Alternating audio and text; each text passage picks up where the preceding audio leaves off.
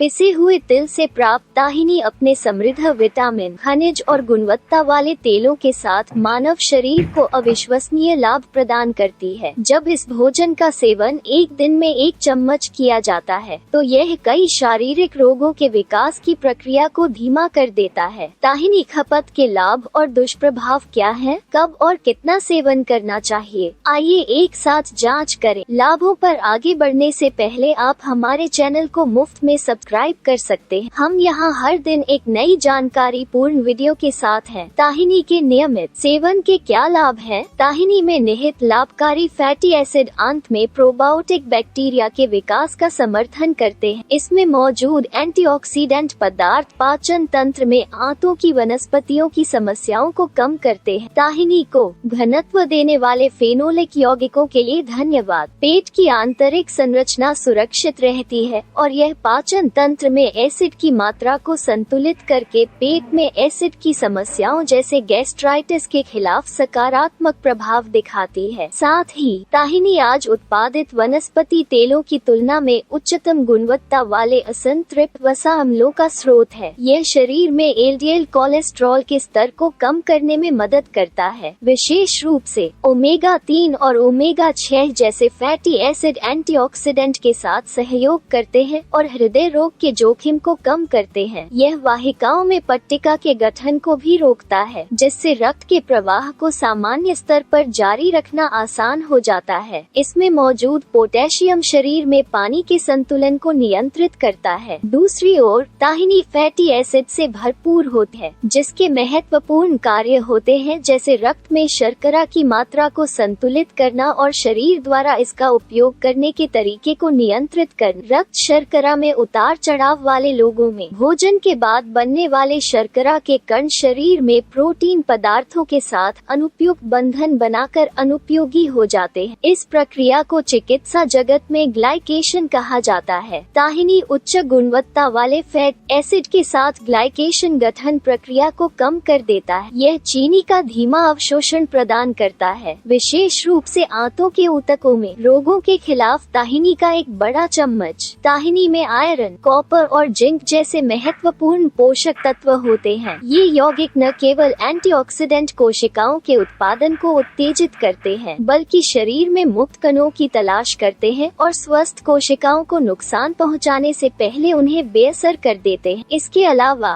ताहिनी गले में खराश और ब्रोंकाइटिस जैसी सांस की समस्याओं को कम करने के लिए बहुत महत्वपूर्ण जिम्मेदारियां निभाती है। स्वस्थ मस्तिष्क संरचना के लिए ताहिनी में स्वस्थ ओमेगा 6 और ओमेगा 3 फैट एसिड, मैग्नीशियम और पोटेशियम जो शरीर में तंत्रिका ऊतकों को ठीक करते हैं, मस्तिष्क के कार्यों को बढ़ाते हैं और मानसिक तनाव के गठन को रोकते हैं। विटामिन बी डेरिवेटिव तंत्रिका ऊतकों में कोशिकाओं की दक्षता में वृद्धि करते हैं और माइलिन के निर्माण में महत्वपूर्ण जिम्मेदारियां लेते हैं, जो मस्तिष्क के कार्यों की गुणवत्ता सुनिश्चित करता है। एक ही समय में तांबा, कैल्शियम, पोटेशियम और मैग्नीशियम जैसे विभिन्न खनिज हड्डियों के घनत्व को बढ़ाने और ऑस्टियोपोरोसिस को रोकने में मदद करते हैं। इसमें मौजूद लौह तत्व और उच्च गुणवत्ता वाले फैटी एसिड शरीर के हड्डियों के स्वास्थ्य की रक्षा करते हैं। इसके अलावा इसकी संरचना में फैटी एसिड और एंटीऑक्सीडेंट में सेल पुनर्योजी गुण होते हैं। यह बालों की ग्रोथ, रिपेयर और हाइड्रेशन के लिए बहुत फायदेमंद होता है। ताहिनी जो परिसंचरण की गुणवत्ता को बढ़ाती है, बालों के रोम को गुणवत्तापूर्ण तरीके से पोषित करने में मदद करती है। एक स्वस्थ त्वचा संरचना के लिए ताहिनी तिल में उच्च स्तर का जिंक होता है। जिंक कोलेजन के उत्पादन का समर्थन करता है, जो त्वचा को नवीनीकृत करता है और इसे स्वस्थ रखता है। जिंक जो त्वचा को सक्रिय और कोमल रखता है, क्षतिग्रस्त ऊतकों की मरम्मत करके उम्र बढ़ने के प्रभावों से लड़ता है। तो क्या ताहिनी में कोई नुकसान है? इसका सेवन कितना और कब करना चाहिए? सबसे पहले ताहिनी में उच्च कैलोरी सामग्री होती है। इसमें मौजूद शक्तिशाली यौगिक ताहिनी को उच्च कैलोरी सीमा तक लाते हैं। तो वजन की समस्या का क्या हो सकता है अगर इसका सेवन नियंत्रित तरीके से न किया जाए? इसके अलावा ताहिनी जिसमें एक तीव्र फैटी एसिड सामग्री होती है, बहुत अधिक और कम समय में सेवन करने पर आवश्यकता से अधिक पाचन तंत्र पर कब्जा करके पेट और आंतों में परेशानी पैदा कर सकती है। तो ताहिनी का